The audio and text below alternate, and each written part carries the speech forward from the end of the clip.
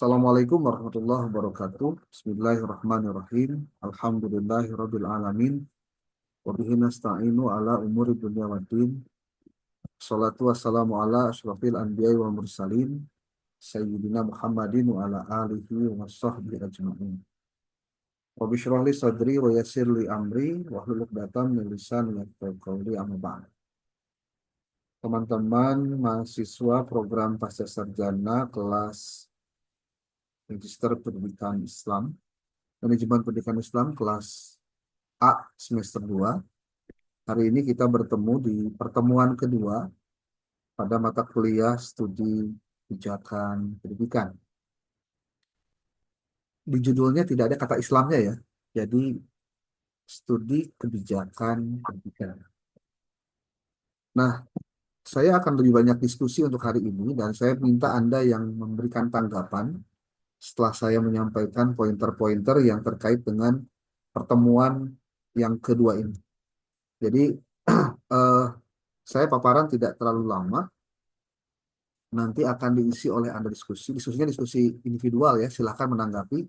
Saya mencatat mereka yang berkomentar. Kemudian yang kedua, saya juga sambil akan menyampaikan terkait dengan LPS atau pointer-pointer perkuliahan yang nanti akan saya sampaikan ke grup setelah ini. Oke, teman-teman semua, perlu diketahui bahwa materi terkait dengan eh, studi kebijakan pendidikan di konsep dasar itu bicara tentang apa sebenarnya eh, definisi dan ruang lingkup kebijakan pendidikan itu. Kemudian bagaimana hubungan antara kebijakan pendidikan dengan manajemen pendidikan Islam. Lalu yang ketiga adalah faktor-faktor yang mempengaruhi perumusan kebijakan pendidikan. Nah, ini pembahasan di pertemuan kedua kita. Di pertemuan ketiga minggu depan nanti akan diisi dengan diskusi kelompok satu. Jadi sudah masuk diskusi ya. Anda punya waktu 1 minggu dari sekarang untuk membuat artikel yang saya minta dibuat dengan sebaik mungkin dengan standar-standar yang sudah saya pernah sampaikan di beberapa waktu lalu. Kalau Anda ingin eh, apa mendapatkan pendalaman lagi, nanti bisa setelah ini kita akan sedikit spare waktu 15 menit sebelum selesai kita kegiatan kita pakai untuk mengisi itu. Eh, Biar nggak lupa mungkin boleh dicatat, boleh dicatat, biar ada catatan maksudnya gitu. Ya, silakan menulis pertama untuk pertemuan ini, pertemuan kedua, materinya adalah tentang konsep dasar eh, kebijakan pendidikan. Konsep dasar kebijakan pendidikan. Pertemuan kedua, minggu ketiga, pertemuan ketiga ya, minggu depan, itu diskusi kelompok satu, judul materi kita adalah sejarah dan perkembangan kebijakan pendidikan di Indonesia. Sejarah dan perkembangan kebijakan pendidikan di Indonesia. Yang ke pertemuan keempat, studi kelompok 2, topiknya adalah teori-teori kebijakan publik dalam pendidikan. Nanti ini saya kirim pada Anda, jangan khawatir. Ini hanya sebagai pengingat saja bahwa Anda pernah menulis pointer-pointer materi. Pertemuan kelima itu diskusi kelompok 3 adalah proses perumusan kebijakan pendidikan. Kemudian diskusi kelompok 4 adalah implementasi kebijakan pendidikan. Itu pertemuan ke-6. Pertemuan ke-7 itu tentang evaluasi dan monitoring kebijakan pendidikan. Lalu pertemuan 8 itu UTS. UTS-nya nanti saya sampaikan setelah ini. Lalu kelompok 6, diskusi kelompok 6 di pertemuan ke-9 itu tentang kebijakan pendidikan Islam di era digital. Lalu pertemuan ke-10, diskusi kelompok 7 itu tentang kebijakan pendidikan inklusif dalam perspektif Islam. Kemudian diskusi di kelompok 8 di pertemuan ke-11 itu kebijakan pendidikan karakter dalam pendidikan Islam. Kemudian minggu ke-12, pertemuan ke-9, itu adalah kebijakan pendidikan vokasional dalam pendidikan Islam. Lalu diskusi kelompok 10, eh, minggu ke-13, itu tentang kebijakan pendidikan internasional dalam pendidikan Islam. Kemudian kelompok 11 nih, di pertemuan ke-14, akan membahas tentang kebijakan pendidikan berbasis lingkungan dalam pendidikan Islam. Kemudian di kelompok 15, kelompok 12, di pertemuan ke-15, itu tentang kebijakan pendidikan berbasis kearifan lokal. Nah, karena teman di sini ada jumlahnya 14, saya nanti akan tambahkan lagi dua lagi khusus untuk yang akan tampil. Jadi nanti ini buat teman-teman juga informasi saja. Boleh jadi dalam satu pertemuan ada dua kelompok yang akan paparan.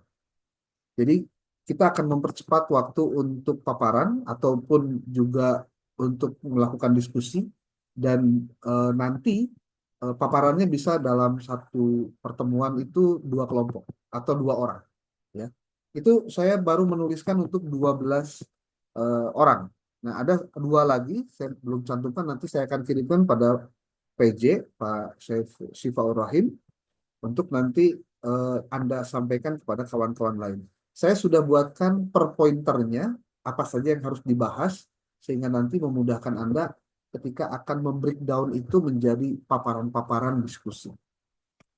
Oke. Kemudian saya sebelum masuk ke sana ingin menjelaskan dulu tentang eh, apa ya, apa yang menjadi hubungan antara apa relasi relasi apa eh, kebijakan pendidikan terkait dengan dimensi-dimensi lainnya. Yang ada adalah dimensi politik, dimensi sosial, dan dimensi ekonomi. Relasinya ya, relasi hubungannya. Pertama kita lihat tentang eh, mengapa pendidikan sebagai pilar penting dalam pembangunan masyarakat. Percaya atau tidak, indeks pembangunan manusia itu yang pertama sebetulnya bukan ekonomi, tapi pendidikan. Dan juga bukan kesehatan, tapi pendidikan. Jadi kalau diukur antara tiga hal, antara pendidikan, ekonomi, dengan kesehatan, maka pendidikan itu adalah eh, bagian pilar pertama ketika bicara tentang indeks pembangunan manusia. Alasan sederhana, kenapa bukan ekonomi? Kenapa bukan eh, apa? Bukan kesehatan? Ternyata orang yang peduli terhadap kesehatan, termasuk peduli dengan persoalan ekonomi, adalah mereka yang pernah terdidik atau pernah mendapatkan pendidikan. Yang pendidikannya tentu mendidik mereka untuk menjadi bagian dari penyelesaian masalah ekonomi, penyelesaian masalah kesehatan. Contoh kasus begini, kalau orang yang tingkat pendidikannya rendah, sebut saja begitu, atau belum banyak mendalami tentang pendidikan secara luas, perspektif dia tentang asuransi contohnya, itu pasti akan tidak sekuat orang yang memahami tentang pentingnya asuransi di masa yang akan datang. Maka kalau misal ada masyarakat kita yang dia nunggak BPJS sampai berbulan-bulan atau bahkan bertahun-tahun, baru dia bayar BPJS-nya ketika dia sakit, itu menunjukkan apa? Mungkin tingkat ekonominya rendah. Oke, di satu sisi. Tapi di sisi yang lain, ada yang lebih ekstrim, yaitu level pendidikannya yang belum memahami tentang pentingnya BPJS. Itu contoh kecil saja. Banyak kasus-kasus dalam persoalan di di dalam masyarakat kita itu pada akhirnya berbalik atau berujung pada level kualitas dari pemahaman dia tentang sesuatu. Anda bisa bayangkan kalau kita menemukan kasus di mana masyarakat itu kondisinya apa? rendah pemahamannya, itu membuat kita menjadi sukar untuk berbicara. Malah kalau dalam bahasa lebih ekstrimnya, Imam Ash-Shafi'i itu pernah mengatakan bahwa dia akan menang berdebat dengan 30 orang pintar yang ada di negara ini. Tapi dia akan kalah dengan satu orang bodoh yang diajak diskusi.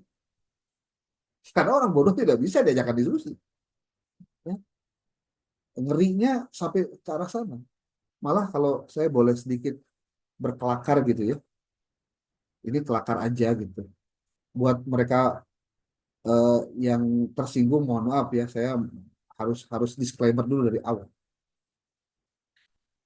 Ada ada ada apa? Ada berita sorry. Ada sebuah postingan di TikTok yang kemudian muncul di beranda saya. Dia bilang gitu, kenapa pemerintah tidak mau warganya pintar? Kenapa pemerintah atau negara tidak mau warga negaranya itu pintar, cerdas gitu. Padahal undang-undang sudah menyebutkan tentang eh, mandatori atau kewajiban negara untuk mencerdaskan masyarakat, mencerdaskan rakyat, mencerdaskan manusia di Indonesia. Dia si influencer ini membuat saya harus merengut gitu ya.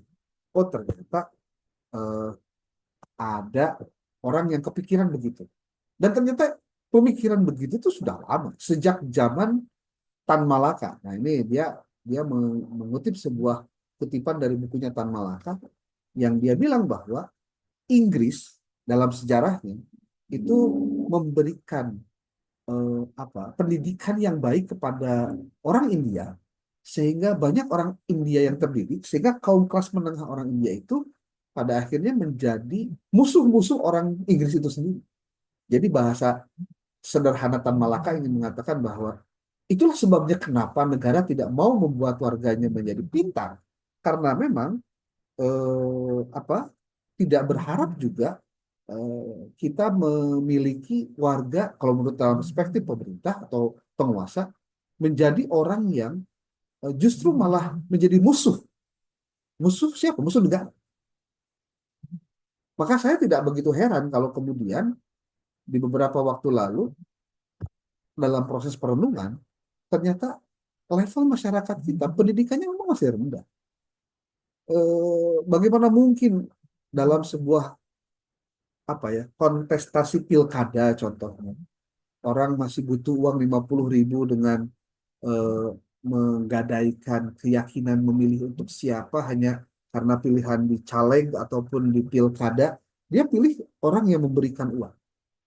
Jadi ada relasi antara kemandirian masyarakat dalam hal ekonomi dengan keterdidikan dia dalam pendidikan dengan kemampuan dia berdemokrasi dan memberikan pilihan. Artinya tingkat partisipasi masyarakat sangat dipengaruhi oleh level ekonomi plus dengan pendidikan.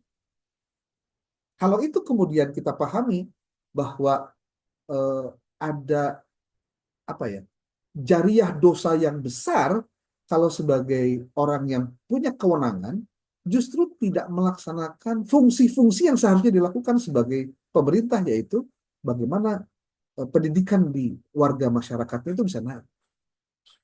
Anda bisa bayangkan tekanan ini kasusnya mungkin karena kemarin di pilkada dan pilpres pilpres dan pileg kemarin mungkin Anda juga ada yang merasakan nanti silakan kita bisa berdiskusi bahwa eh, ketertekanan dari orang-orang yang punya kekuasaan terhadap orang-orang yang punya kemampuan intelektual hanya gara-gara kemampuannya itu dikhawatirkan mengganggu kekuasaan maka yang terjadi adalah dia tekan itu sehingga tidak berkutik.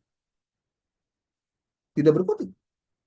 Makanya saya jadi ingat sebuah pepatah ya pepatah Yunani zaman dulu ya. Segenggam kekuasaan itu lebih efektif dari dua keranjang kebenaran. Artinya orang punya kekuasaan itu seharusnya bisa membuat kehidupan menjadi lebih baik. Nah, turunan dari kekuasaan itu adalah kebijakan-kebijakan. Nah, apakah kebijakan-kebijakan ini, atau dalam bahasa Inggris kita sebut dengan istilah policy ya, apakah policy yang selama ini ada, turunannya itu memang apakah sesuai atau tidak dengan capaian yang seharusnya ditargetkan? Saya menganggap bahwa sebagai mahasiswa di program pasca sarjana, kita tidak boleh lagi abai ketika melihat hal-hal yang terjadi.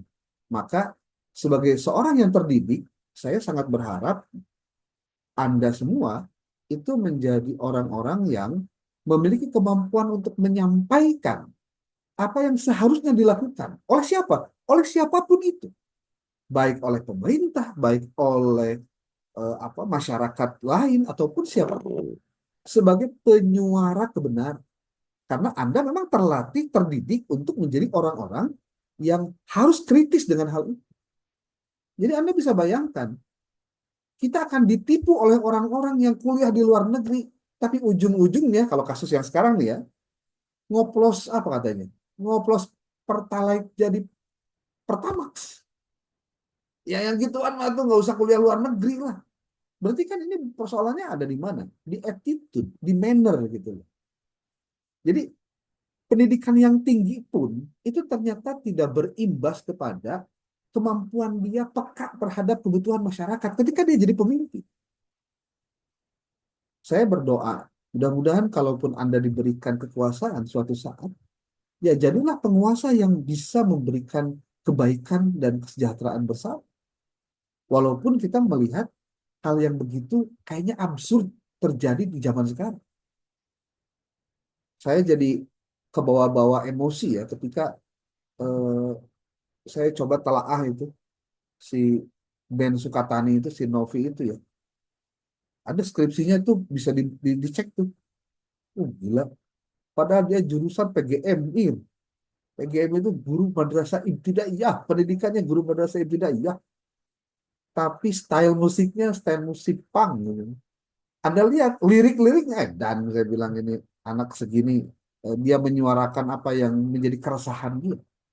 Mungkin dengan jalur dia jadi guru, dia nggak bisa protes dan bisa speak up. Tapi dengan jalur dia menjadi penyanyi, dia bisa sampaikan itu. Nah, tapi maksud saya begini, apakah dengan kita mempelajari tentang kebijakan pendidikan, kita lalu akan menjadi orang yang taat dan patuh saja, ataukah akan menjadi orang yang kritis dengan kebijakan itu? Termasuk, mohon maaf, kebijakan di Kementerian Agama. Makanya kalau saya dulu pernah di struktural ya, termasuk juga di fungsional yang dekat di kantor gitu, saya tidak bisa berbicara lugas berdasarkan keilmuan saya. Jadi memang harus punya tempat khusus untuk bisa berbicara itu. Dan yang paling penting, harus memiliki kepekaan secara intelektual, kepekaan secara sosial, dan kepekaan secara moral, bahwa ketika dia menjadi pemimpin, menjadi penguasa, sebut saja menjadi pemerintah, maka di situ ada tanggung jawab besar yang tidak hanya pada persoalan dia dapat fasilitas.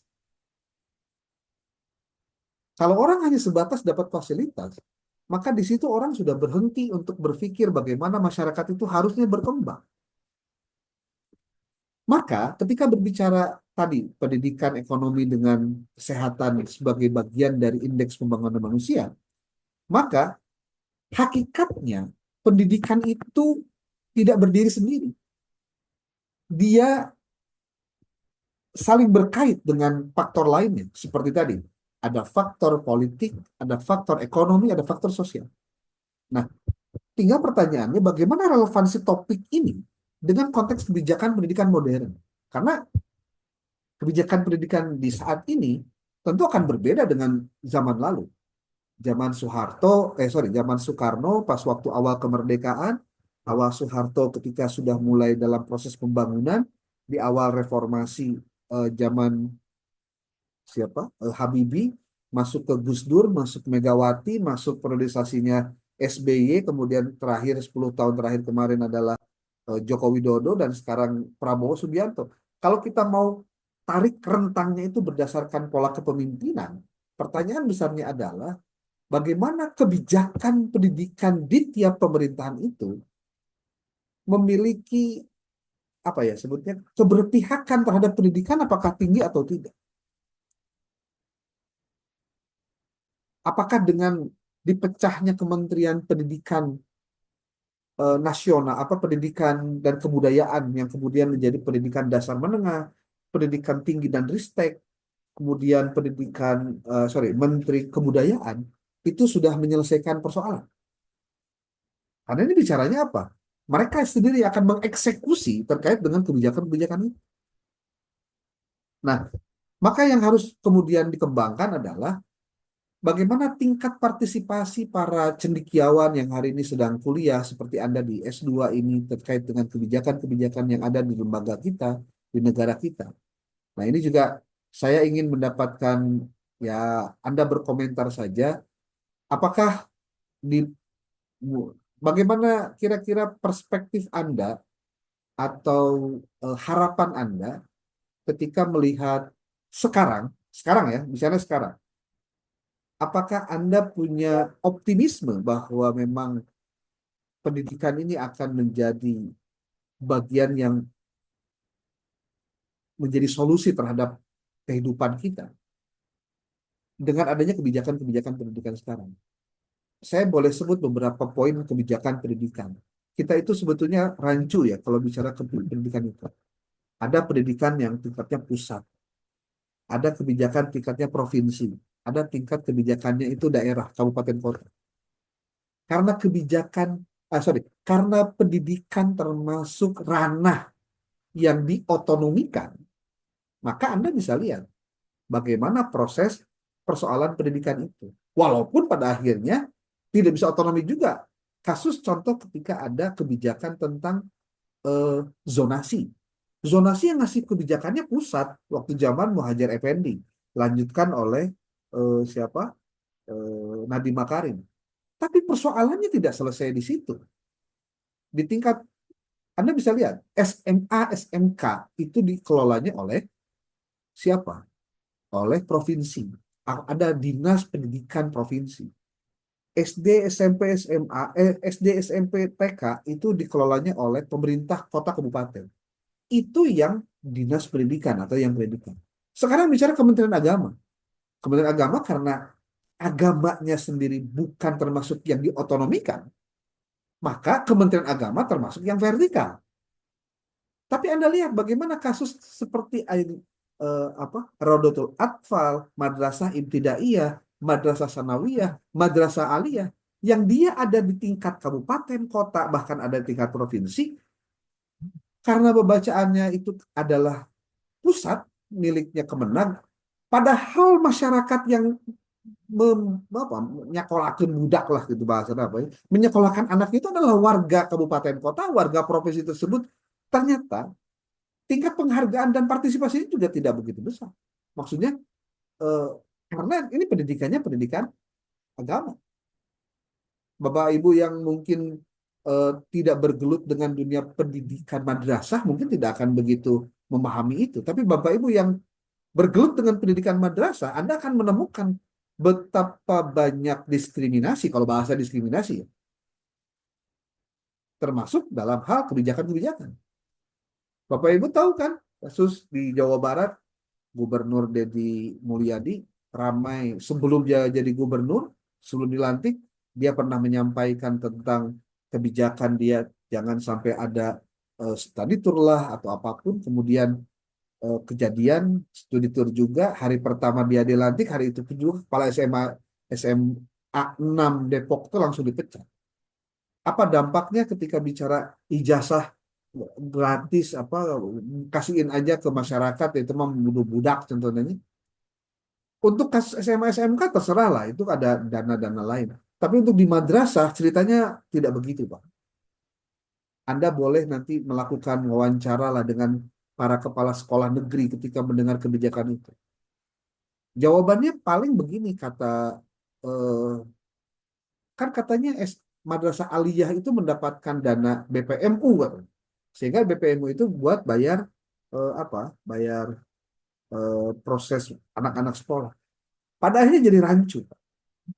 Di satu sisi, pendidikan penting dan harus berkualitas. Tapi di sisi yang lain, partisipasi masyarakat untuk bicara apa ya sebutlah menyumbang ataupun berkorban untuk anaknya itu tidak dilakukan karena semuanya ditanggung oleh negara. Terus duit masyarakat untuk pendidikan dipakai apa? Dan itu pertanyaan yang sampai saat ini untuk masyarakat kelas awam itu dijadikan sebagai alasan untuk dia tidak terus bayar ke sekolah. Kan sekolahnya gratis, Say. Dampak dari kebijakan tuh panjang lebar, panjang lebar sekali.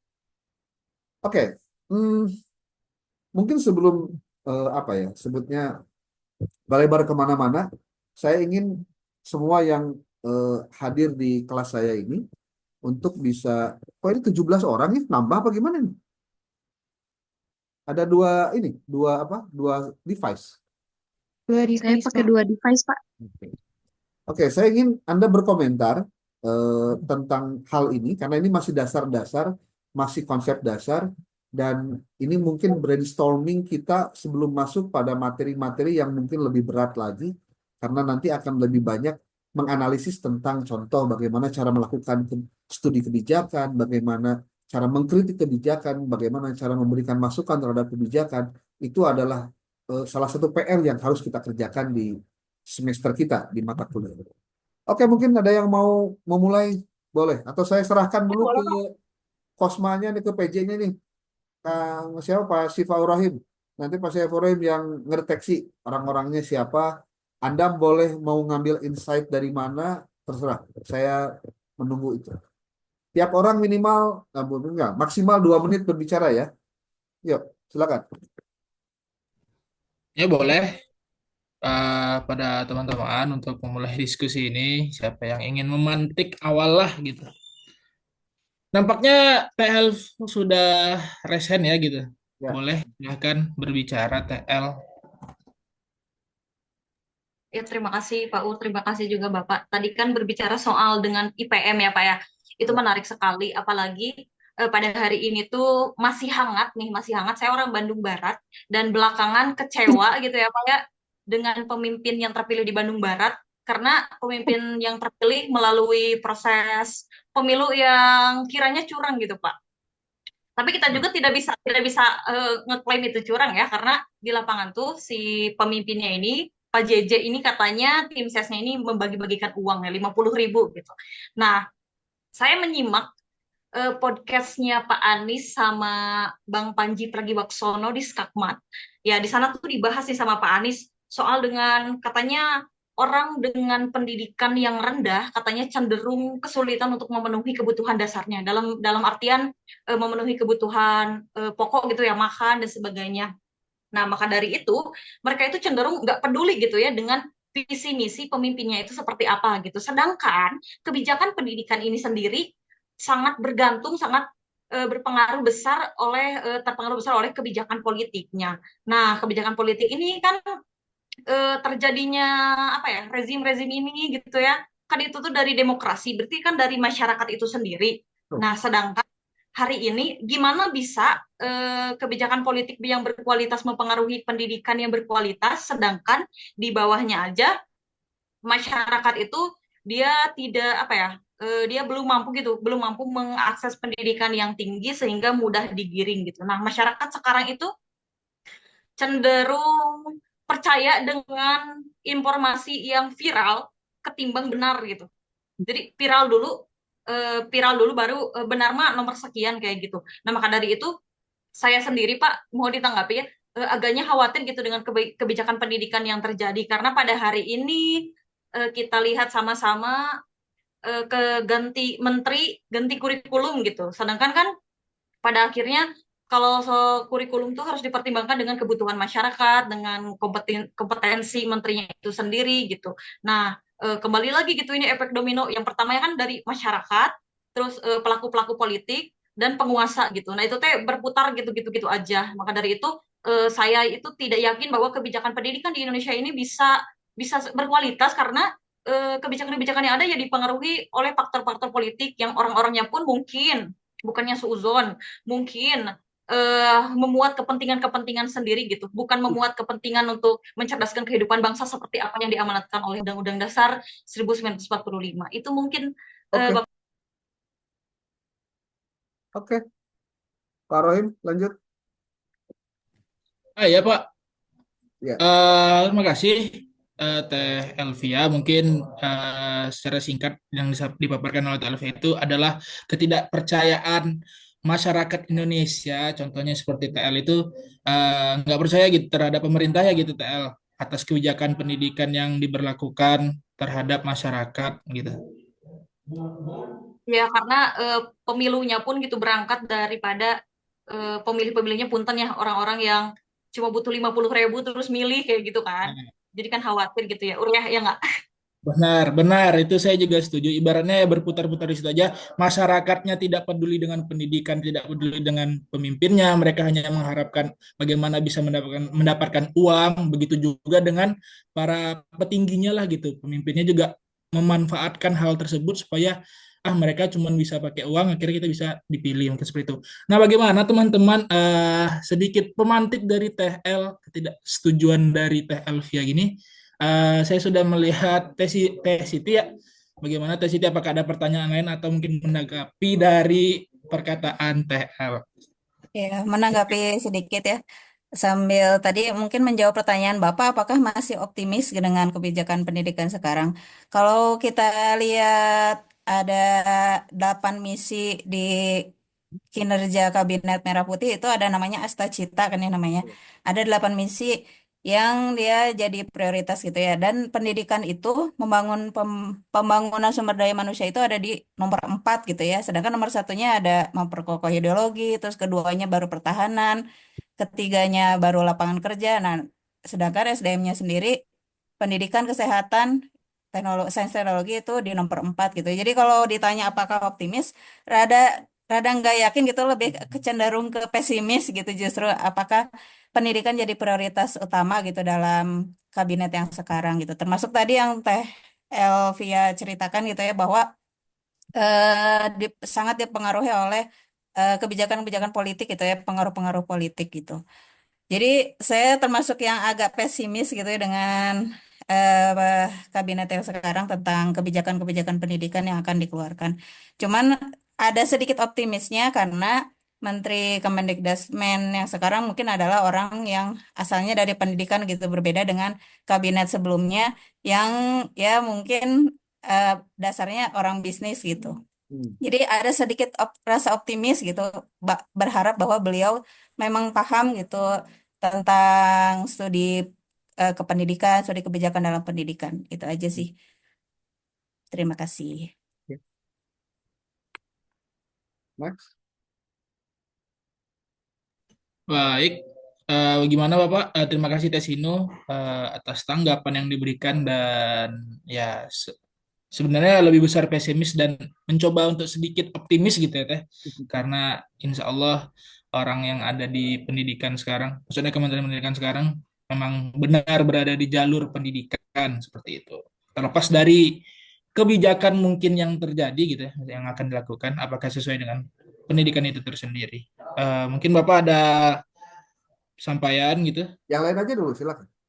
Oh, baik. Dulu saya. So, Eh, mendengar dulu lah. kan teman-teman atau sedikit saya ya tambahkanlah terkait dua tadi dari tel itu ketidakpercayaan Hmm, masyarakat gitu terhadap kebijakan pendidikan Indonesia dan pesimis tes ini itu sedikit pesimis terhadap ini dan semoga aja optimis lah terkait kebijakan pendidikan atau pendidikan secara umumnya ke depannya di Indonesia gitu ya. Setuju sih, ibaratnya karena bagaimana kalau saya bukan pendidikannya yang salah, tapi orang-orang yang ada di atas gitu, yang punya kebijakan itu tuh yang mungkin yang sedikit bisa merubah hal-hal yang ada terjadi di Indonesia gitu. Ibaratnya kayak contoh tadi Bapak bilang kasus Ben Sukatani itu kan, beliau adalah vokalisnya adalah seorang guru hmm, MI ya gitu, guru MI. ya, Kemudian dia ibaratnya bisa atau mampu untuk menjadi seorang vokalis punk dengan lirik-lirik yang sangat apa ya, sangat menggaruk pemerintah lah gitu. Itu kan membuktikan bahwa seorang guru pun eh, dia ingin bersuara tapi tidak mampu karena mungkin dia menggunakan medianya, dia dia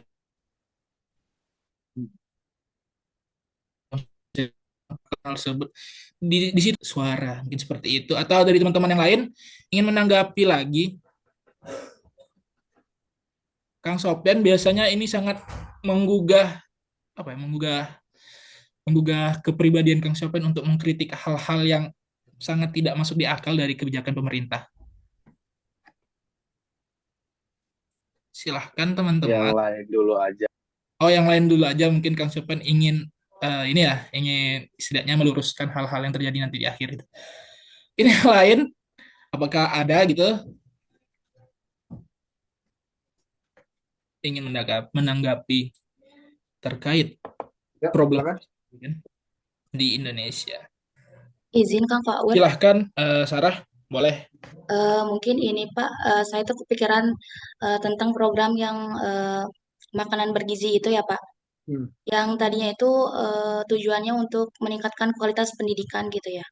Tapi nyatanya ada sekolah di sekitar sini juga yang kayak protes terhadap makanan bergizi itu karena makanan bergizi itu datangnya hanya kepada sekolah elit aja gitu, kepada sekolah swasta gitu. Yang mana yang harusnya mendapatkan makanan bergizi itu bukannya sekolah negeri gitu yang diprioritaskan. Tetapi pada nyatanya itu malah sekolah yang elit dan itu pun katanya tuh bukan dari pemerintah tapi mereka tuh ada uang apa ya, uang masuk dari orang tuanya gitu yang harus membayar terkait makanan-makanan tersebut. Dan itu pun hanya berjalan beberapa minggu awal dan sampai sekarang pun tidak berjalan istiqomah, nggak berjalan gitu. Itu Pak. Terus terkait pemesanan makanannya pun itu pun eh, mendengar dari masyarakat tuh diserahkan kepada masyarakat yang kayak mau siapa yang mau memasaknya gitu. Dan itu pun uangnya tuh tidak dari pemerintahnya langsung. Jadi masyarakatnya itu harus nombokin dulu gitu. Jadi kalau misalkan makanannya udah tersalurkan kepada pelajar, baru pemerintahnya uang dari pemerintahnya itu turun dan itu pun melalui tahapan yang beberapa bulan gitu. Jadi ada resiko kepada masyarakat tuh untuk takut tidak tergantikan gitu uangnya. Jadi makanan makanan bergizi ini tuh kayaknya mungkin sebaiknya tidak dimasukkan untuk meningkatkan kualitas pendidikan gitu Pak. Itu saja mungkin Pak dari saya. Oke. Ah, Terima kasih, rem- Sarah. sok, terus.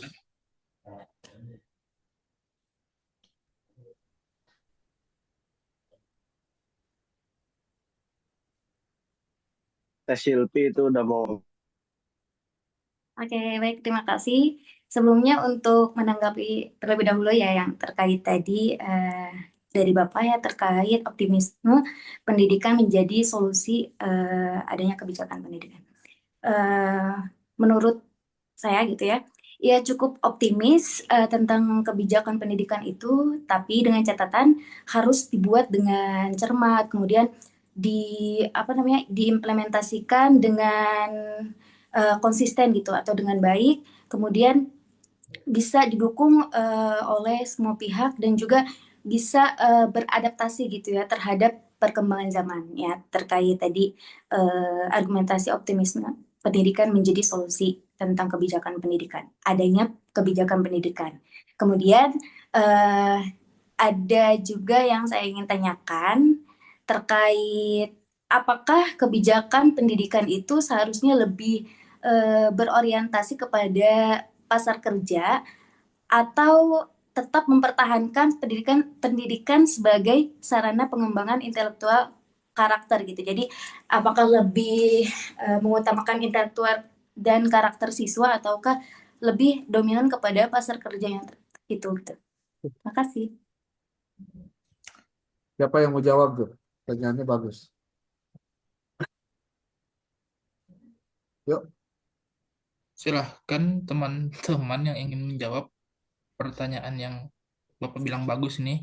Seharusnya tanggapan dari teman-teman yang lain sangat lebih bagus lagi gitu ya. dari sebuah pertanyaan yang bagus.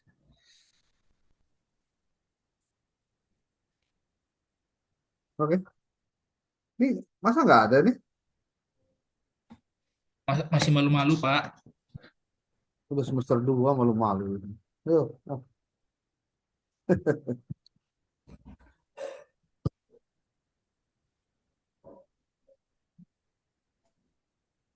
Yuk.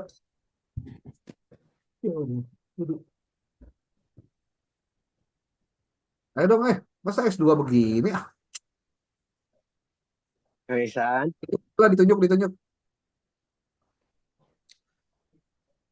Mungkin Nah, silakan Kang Sopyan. Mungkin Ya, punya atau baik. mungkin Assalamualaikum teman-teman. Ya, walaupun jam-jam rawan, kita tetap semangat ya. Mudah-mudahan puasanya tidak bocor, apalagi sampai belok ke warung nasi Padang. Ini mohon di on cam semua supaya tidak terlihat agak curang. Pak, baik. Saya sih sebenarnya teman-teman sudah bagus semua ya untuk ngomongin masalah polemik ataupun kritik tentang kebijakan pendidikan. Tapi mungkin kalau dari saya pribadi lebih untuk ya walaupun tidak bukan di sini ya forumnya mungkin tapi lebih ke ini keluh ataupun kajian yang memang sebenarnya kebijakan KDM kemarin kebijakan gubernur terkait pencopotan kepala sekolah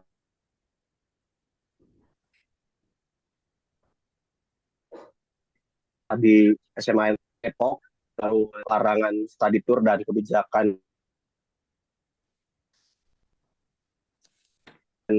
larangan wisuda. Nah, yang paling saya soroti sebenarnya di wilayah study tour, Pak. Ini juga memang perlu sebenarnya harus dikaji ulang kembali karena nyatanya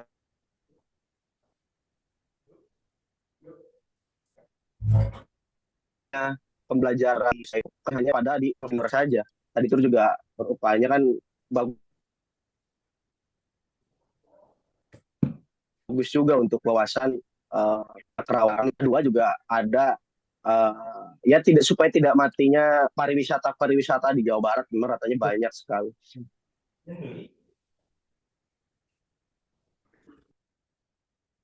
nge-lag ini. Atau mungkin bisa menggunakan konsep ekoturism itu di mana konsep pariwisata dan kekayaan yang ada di daerah setempat ini juga dikenalkan. Nah, nyatanya di Jawa Barat belum sampai ke arah sana, jadi hanya pariwisata saja. Misal destinasi wisata ya sudah di situ aja, tapi kebudayaan yang ada di daerahnya ditinggalkan. Dan ini saya rasa bisa menggunakan konsep teori ekotourism yang saya baca itu dulu ada di daerah NTT. Nah, ini sebenarnya yang saya pengen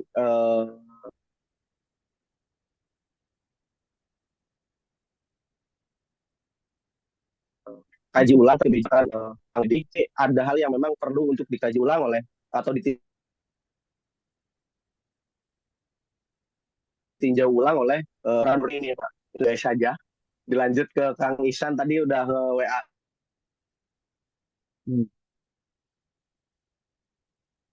saya, Pak. Kang Isan Yang lain, udah Bang Isan. yang lain dulu saja, Pak. Saya belum kepikiran apa. Yuk, terus. baik yang lainnya atau mungkin perlu saya iniin lagi Mas itu perlu saya sampaikan ulang terkait apa saja tanggapan dan mungkin pertanyaan dari yang tadi udah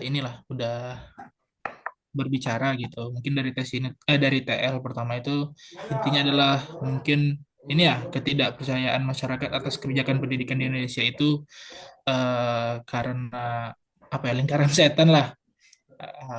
Masyarakatnya yang hanya ingin uang dan petingginya yang cuma ingin jabatan ya seperti itu. Kemudian dari Tesinu tadi saya lupa tapi sedikit ingat itu tentang Tesinu tadi bilang sedikit pesimis dan juga mungkin sedikit optimis gitu. Dan terkait mungkin Asta Cita tadi yang mengenyampingkan pendidikan gitu di apa ya, sekunder lah gitu, pilihan sekunder daripada primer yang harus dilakukan di Indonesia. Kemudian ada dari Teh Sarah terkait kebijakan makanan bergizi gratis ini tidak tepat sasaran gitu, yang seharusnya di apa ya, seharusnya disalurkan atau sasarannya itu adalah sekolah-sekolah negeri, tapi malah di sekolah swasta atau mungkin sekolah elit. Itu pun juga bayarannya atau apa, harus ada bayaran seperti itu. Dan yang buatnya juga masyarakat sekitar, itu pun juga bahasa kasarnya ngutang dulu lah pemerintah ke masyarakat. Kemudian dari TSLP tadi, tanggapan dari TSLP itu adalah sedikit optimis ya gitu. Itu ya optimis asalkan sesuai dengan jalurnya. Kemudian pertanyaannya adalah kebijakan pendidikan itu apakah seharusnya lebih berorientasi pada pasar kerja atau tetap mempertahankan pendidikan sebagai saran pengembangan intelektual karakter seperti itu. Di sini saya lihat Bang Ikang sudah sangat excited untuk menyampaikan sebuah gagasan dan pernyataan. Silahkan Bang Ikang untuk disampaikan. Baik, terima kasih banyak pada Bapak dosen kita, terus kepada Mas Iksan selaku PJ begitu. Ya, kalau saya pribadi Pak dan teman-teman semua lebih ke membahas yang lagi hangat ya begitu. Ya walaupun hangatnya sudah lama, tapi itu masih terasa begitu di bidang pendidikan terkait efisiensi anggaran. Nah, kalau saya pribadi di efisiensi anggaran itu, ya apalagi di pendidikan ya, seharusnya itu kalau apa ya, masalah pesimis dan optimis tentang kebijakan pendidikan, apakah pendidikan kita akan bagus atau tidak ya, sebenarnya ya rada-rada pesimis sebenarnya. Karena memang kita lihat anggaran pendidikan itu ya banyak yang dipangkas, mau pendidikan dari SD sampai perguruan tinggi dan sebagainya begitu. Walaupun itu katanya yang disampaikan oleh Bu Menteri Keuangan itu bahwa pangkas anggaran, efisiensi anggaran itu yang dipangkas itu bukan anggaran bukan anggaran pendidikannya, tapi anggaran belanja yang memang pelatihan ataupun jalan dinas dan sebagainya. Tapi yang kita lihat di lapangan itu bukan itunya begitu. Yang dilihat di lapangan itu ya misalkan apa ya, ada penambahan UKT dan sebagainya. Itu yang pertama. Yang kedua, ada fasilitas kampus yang memang harus diefisiensikan juga dengan anggaran, karena memang kekurangan anggaran tersebut. Gitu. Apakah itu dari IT kampus kah, ataukah AC kampus kah, ataukah aset-aset yang lain begitu. Nah, kalau lihat dari kurikulum kita itu, nah salah satu supaya kurikulum itu terimplementasi dengan baik, ya dengan adanya sarana dan prasarana yang bagus begitu. Nah, bagaimana pendidikan kita bisa maju begitu ya? Kalau memang anggaran dipangkas, terus kurikulum kita masih seperti ini, tapi di lapangan seperti itu. Nah, itu ada tidak sinkronisasi begitu. Saya juga bukan dengan Pak Prabowo begitu. Ya hanya saja kebijakan beliau tuh ya kadang naik dan kadang turun sesuai dengan beliau begitu. Kenapa saya bilang begitu? Ya coba kita lihat awal Pak Prabowo presiden kita menyampaikan di semua kalangan guru pada saat itu akan menaikkan kebijakan. Kenapa? Demo.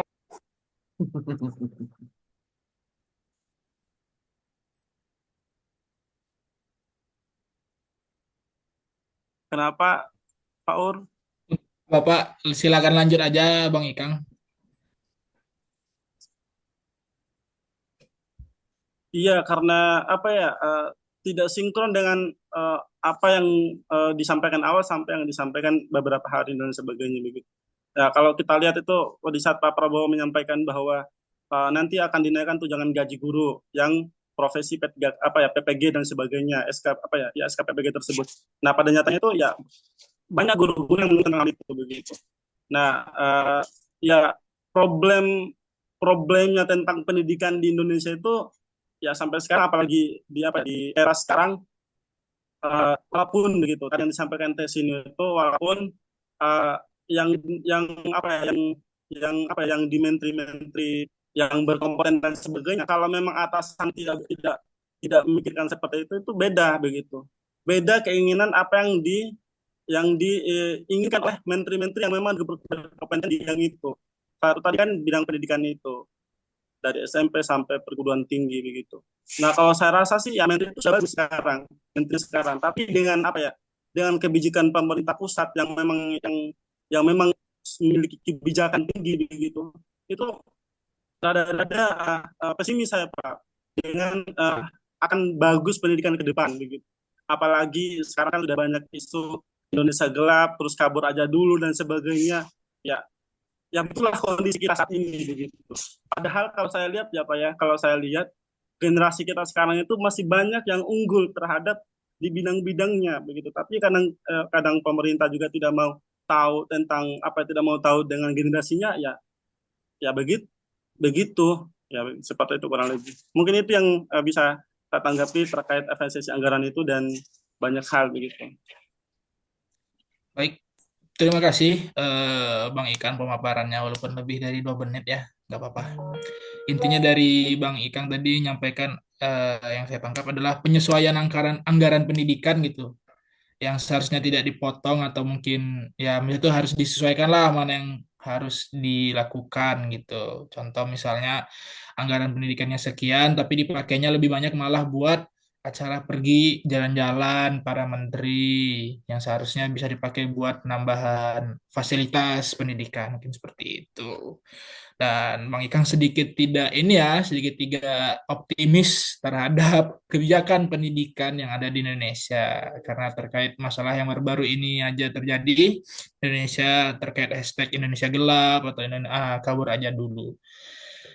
eh Bagus-bagus ya, maksudnya itu masalahnya pertanyaan dan pernyataannya bagus-bagus semua, tapi untuk tidak terlalu jauh ada pembahasan yang lain mungkin untuk apa ya yang ingin menyampaikan atau menanggapi selanjutnya tidak terlepas dari yang sudah disampaikan. Tapi tidak menutup kemungkinan juga jika teman-teman ada keluh kesah lain silakan. Tapi kalau bisa ini ya saya itu tidak lepas dari pernyataan atau pertanyaan yang sudah disampaikan sebelum-sebelumnya.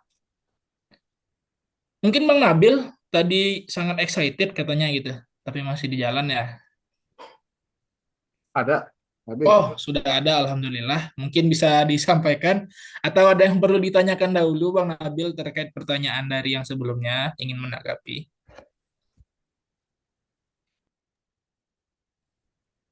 ini berarti hadir semua ya? Hadir Pak, hadir. Semua hadir. Yang Semuanya hadir, insya Allah.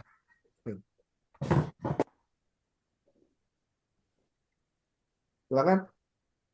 Sok, saya apa ya? Menyimak dulu deh.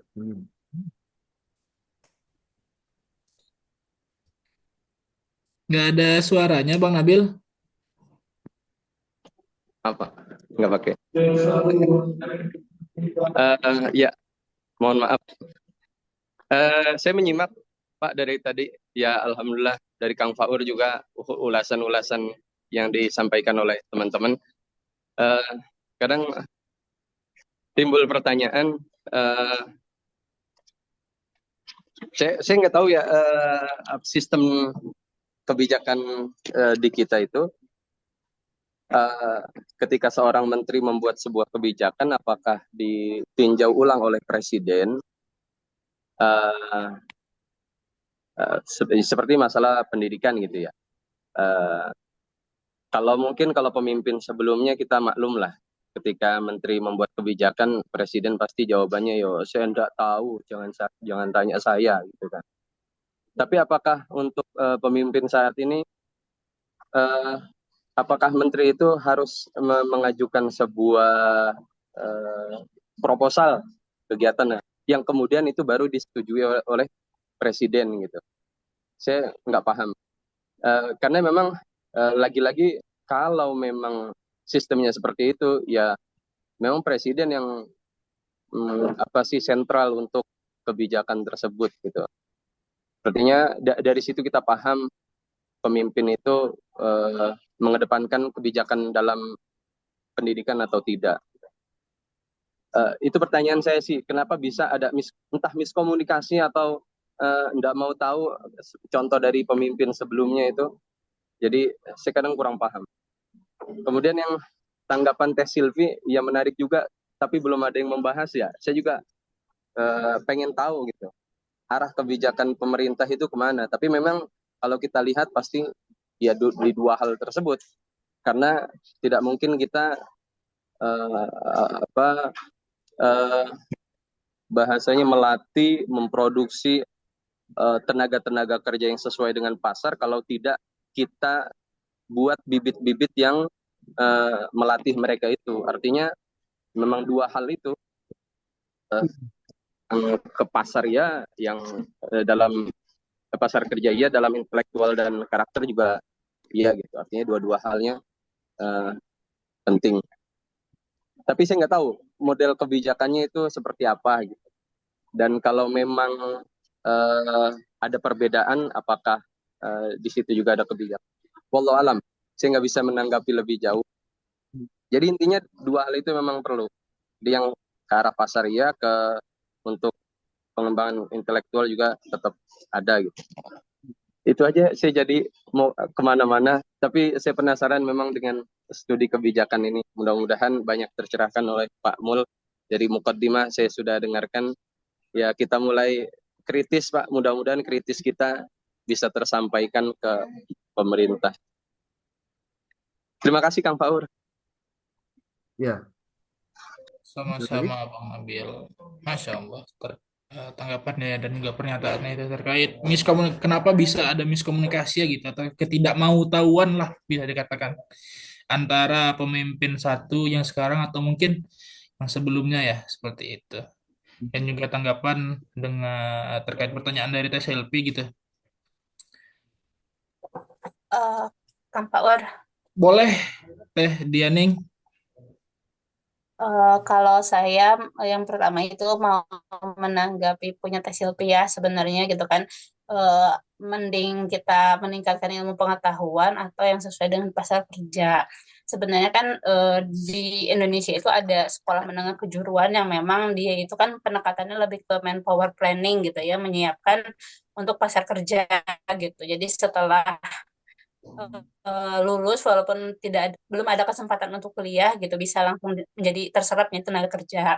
Nah mungkin sedangkan untuk SMA sendiri mungkin saya berpikirnya bahwa itu kan biasanya dia lebih mengedepankan ilmu pengetahuan gitu ya. Tapi alangkah baiknya ketika anak-anak Indonesia itu walaupun dia bukan anak SMK tapi dia dikasih semacam bekal gitu ya, bekal-bekal dasar gitu yang memang dibutuhkan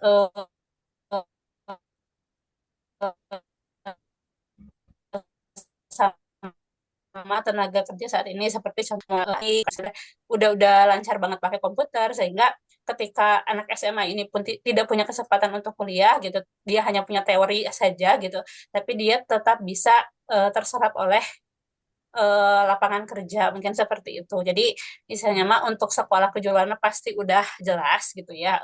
Memang arahnya ke situ, tapi untuk sekolah-sekolah seperti pesantren gitu, SMA mungkin itu bisa menjadi pertimbangan adanya kebijakan, ada skill skill yang memang harus mereka kuasai sehingga mereka walaupun belum ada kesempatan untuk kuliah mereka bisa terserap sebagai tenaga kerja. Mungkin seperti itu.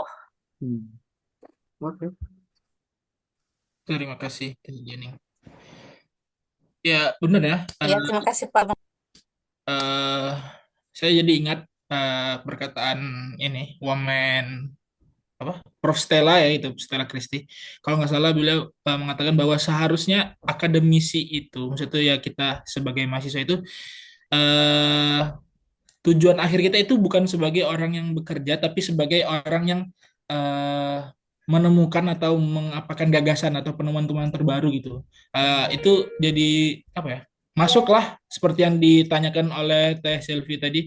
Sebenarnya kita tuh pendidikan tuh nanti tujuannya sebagai orang yang di dalam pasar kerja atau mungkin apa tadi? Ya seperti itulah. Kalau nggak salah kata Prof Stella Christie seperti itu. Mungkin yang lain, apakah ada tanggapan terkait pernyataan dan pertanyaan yang sebelumnya sudah disampaikan oleh teman-teman yang lain? Atau mungkin yang sudah bertanya atau ingin mengembangkan lagi pertanyaan atau mungkin apa ya, gagasannya lebih dilebarkan, nggak apa-apa. Ini persilahkan. Kita mungkin masih ada waktu sampai, wah sudah tinggal 10 menit lagi Pak. Izin Pak Ur. Sampai jam berapa sih? Kita sampai jam 14.00 Pak. Bukan 14 Sebenarnya 14.10 Pak, tapi terkait kebijakan dari apa ya? Oh Dari iya ya. kampus efisiensi mungkin ya Pak 10 Bulan menit. puasa ya. Tambah 10 lah, Faur. Boleh sesuai kesepakatan teman-teman aja gitu. Kalau efisiensinya kita berlakukan tambah 10 menit seperti waktu biasa nggak apa-apa. Ditabrak aja kebijakannya. Oh, iya.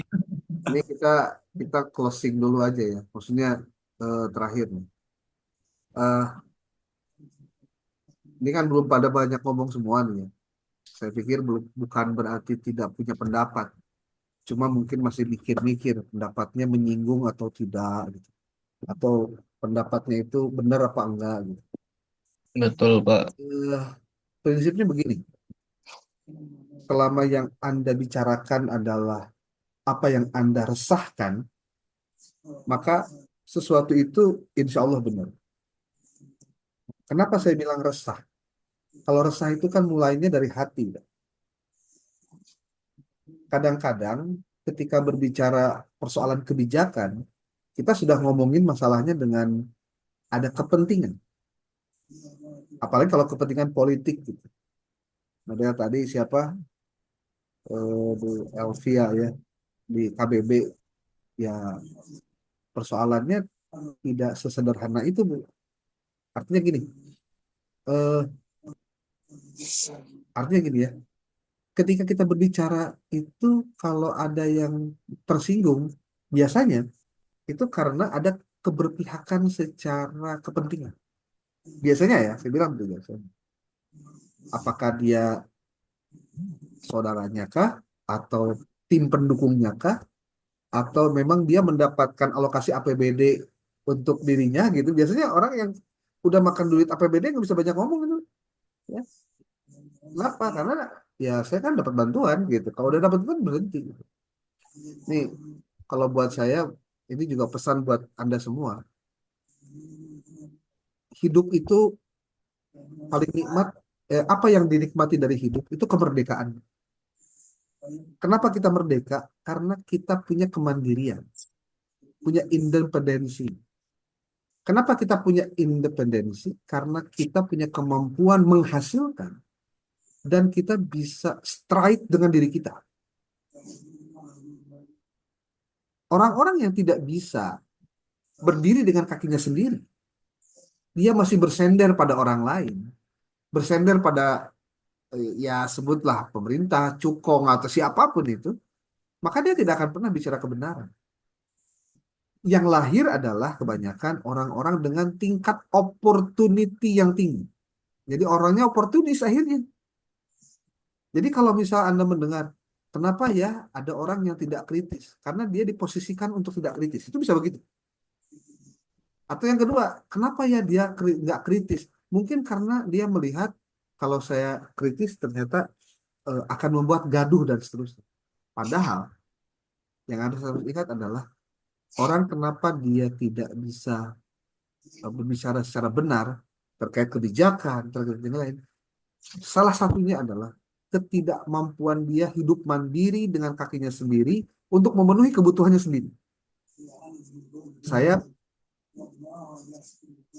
beberapa pilkada ke rumah tuh tiap subuh nggak ada yang datang ketok pintu ngasih amplop, nggak ada, yang aneh saya itu. Tapi tetangga sebelah saya mah dikasih. Jawabannya kenapa sih? Pan saya butuh atau saya herinya gitu lah. Dari jalan mama sahasin itu butuh duit, KBG butuh. Mending saya mau datang gitu gitu. Jawabannya tuh cuma pandemi mah. Isi lah, ngomong atau ngomong. Jadi gitu. Bayangkan, hanya untuk hal receh saja itu begitu. Termasuk dia tahu bahwa orang awam yang bodoh, yang miskin, yang berlatar pendidikannya rendah, jauh lebih banyak ketimbang orang-orang yang seperti Anda sebenarnya.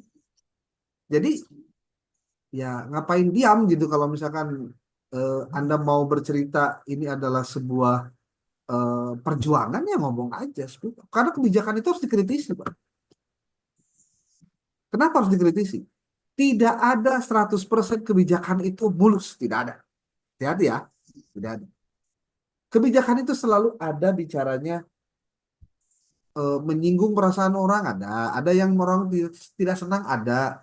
Ingat, ketika kita berbicara kebijakan bukan karena kepentingan orang per orang, tapi karena kepentingan kemaslahatan banyak orang. Nah, maka istilah kebijakan itu hati-hati. Kalau bahasa kita suka dipelesetin tuh kebijakan itu jadi kebijakan itu jadi kebajikan. Artinya kebijakan itu perilaku untuk bisa melakukan mengekskuse perbuatan salah. Itu kebijakan. Pak bayar SPP atau Pak kebijakan anak tuh. Ya, jadi ngomong kebijakan itu jadi jelek akhirnya mah. Makanya kita harus positif ya berpikirnya bahwa kebijakan yang dimaksud itu adalah memang kaitan dengan kepentingan publik. Jadi kalau kita hari ini bicara mata kuliah studi kebijakan pendidikan, maka yang kita bahas itu adalah hal-hal yang bersentuhan dengan kepentingan publik. Ya. Kalau tadi cerita-cerita yang kebijakan apa, Anda harus bedakan antara mana kebijakan, mana janji politik. Ya. Makan bergizi gratis itu janji politik, harap diingat ya. Kalau janji politik berarti suka tidak suka Anda harus ikuti. Nah, gitu. Terus kalau ditanya apakah itu hanya sekolah swasta saja atau sekolah negeri saja? Enggak, itu seluruh masyarakat Indonesia. Setiap hari atau gimana lah teknis saya nggak tahu apakah setiap hari, tapi kata orang yang sedang mendalami ini sebulannya 20 hari gitu. Nanti seluruh sekolah, Pak. Seluruh sekolah. Makan gizi gratis itu seluruh sekolah. Sekarang dalam tahap ya, dalam tahap pembangunan kayak pabrik, bukan pabrik, dapur ya, dapur umum, nyiapin orang-orang yang ahli gizinya juga. Itu dampaknya nggak gampang loh, bicara makan bergizi gratis itu. Bayangkan, kudu ayah tukang masak. Sebelum tukang masak, ayah tukang ahli gizi dulu. Kalau ngasih anak SD ke anak SMP itu beda loh gaji gizinya. Beda juga menunya. Kemudian mau ngasih ke anak SMA juga sama. Terus ke anak TK juga apalagi. Beda gizi. Nah, yang kedua, yang masak ya pasti. Yang masak juga bukan sembarang yang masak dong harusnya. Nah, yang ketiga, yang nganterin. Nah, ini apa? Transportasi. Kedua, yang keempat, pengamanan. Gimana kalau di jalan kemudian ada apa-apa?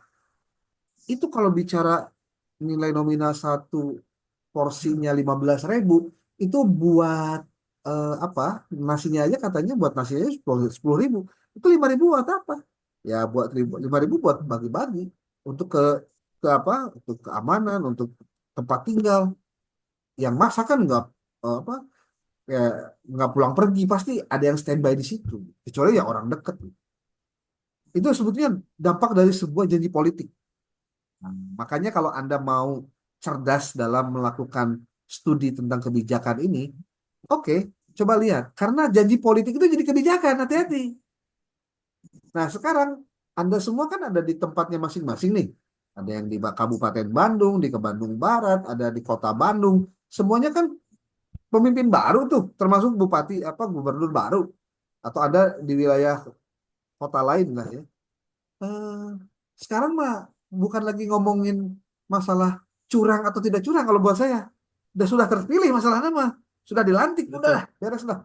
Jadi artinya anu eleh teh kurang curang aja, itu aja masalahnya gitu ya.